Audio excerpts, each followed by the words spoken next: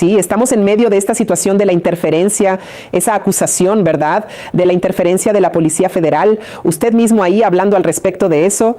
Y creo que es muy interesante que usted pueda compartir lo que vivió en esa época, ¿verdad? Porque yo lo recuerdo muy bien. Sí, en la época de la rueda de prensa, su incomodidad en ese momento en el que el expresidente Jair Bolsonaro intentaba interferir en el mando de la Policía Federal. ¿Y usted reclamando? ¿Y qué fue exactamente lo que pasó? ¿Qué tipo de interferencia hubo en esa época? ¿Y qué tiene eso de parecido con lo que estamos viviendo hoy que usted mencionó hace poco?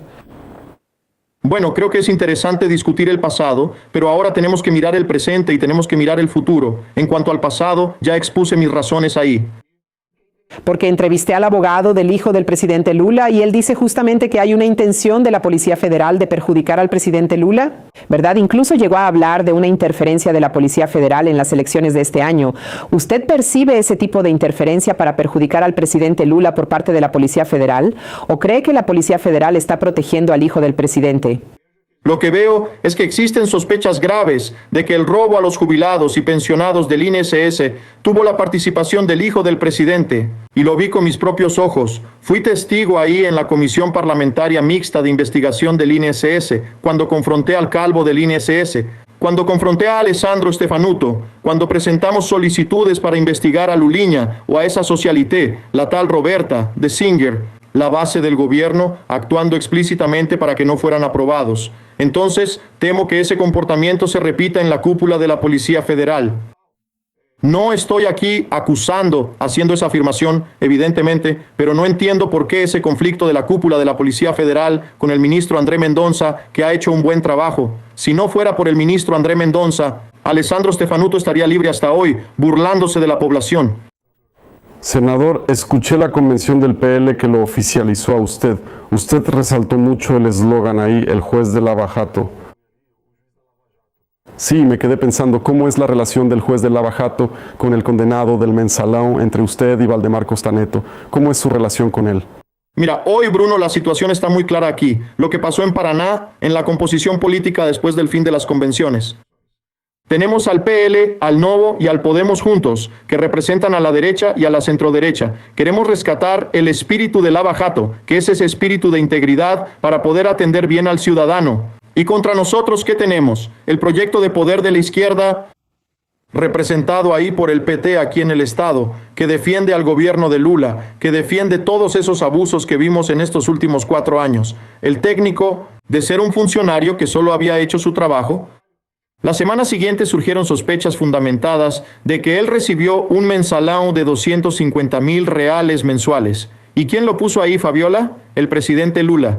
El presidente del INS, que recibía mensalão de ese fraude, fue nombrado por el presidente Lula. Y ahora vimos, la semana pasada, el caso del jefe de gabinete de Lula, el Marcola, también sospechoso de haber recibido valores provenientes de este gran escándalo de corrupción o de personas vinculadas a este gran escándalo de corrupción. Yo creo que es el crimen más vergonzoso que hemos tenido en nuestra historia, porque fue contra las personas más vulnerables, contra la viuda, contra el huérfano, contra el anciano, contra el inválido, que llegan al final del mes con sus pagos de jubilación, que ya no alcanzan para hacer el supermercado, ni siquiera esas personas fueron perdonadas. Y ahí tienes al gobierno federal que dice, ¿verdad?, que defiende al trabajador, a las personas más humildes, pero permite que una banda haya tomado el control del INS.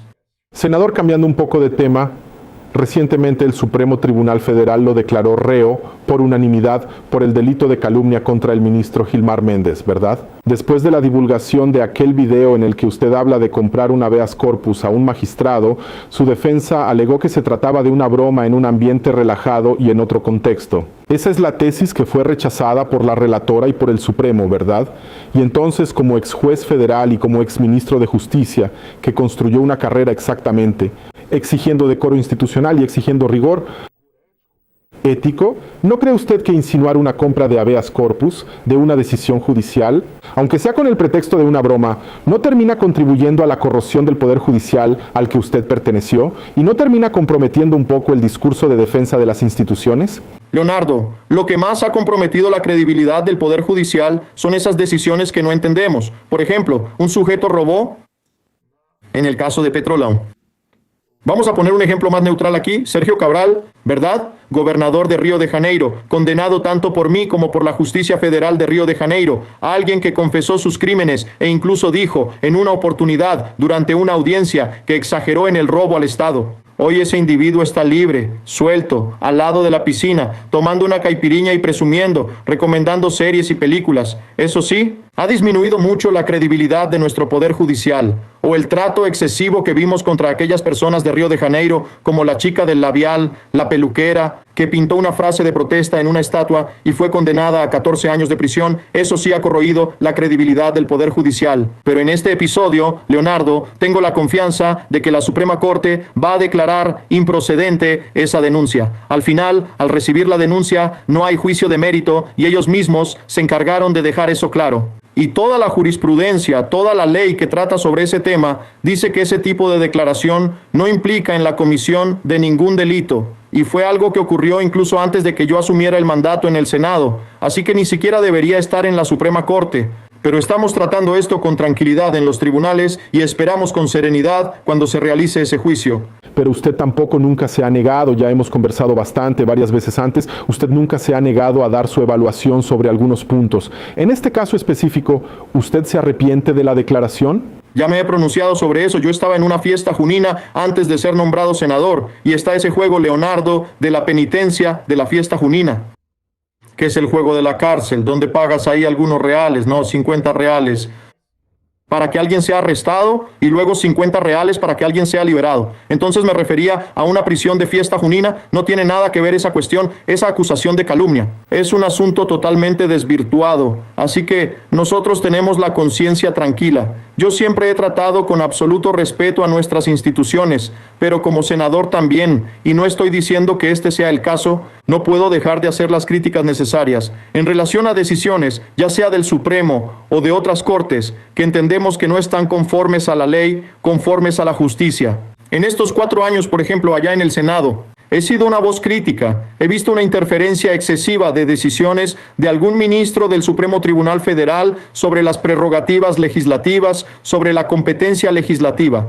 Cuando fue, por ejemplo, que el Supremo Tribunal Federal decidió liberalizar la posesión y el consumo de marihuana, y además calificar de manera arbitraria a quien porta 40 gramos de marihuana como consumidor y no como traficante, yo fui una voz crítica que dije, mira, independientemente de tu opinión sobre el tema, yo estoy en contra de la despenalización de las drogas, pero independientemente de tu opinión sobre ese tema, eso le corresponde al legislativo y no al Poder Judicial. Este episodio, sinceramente, que mencionas aquí, Leonardo, es un episodio menor y vamos a esperar la decisión del Supremo Tribunal Federal con absoluta tranquilidad. Y también tenemos como adversario al Centrão, el MDB y el PSD, que formaron parte de la base del gobierno de Lula en estos últimos 4 años. Ellos están unidos.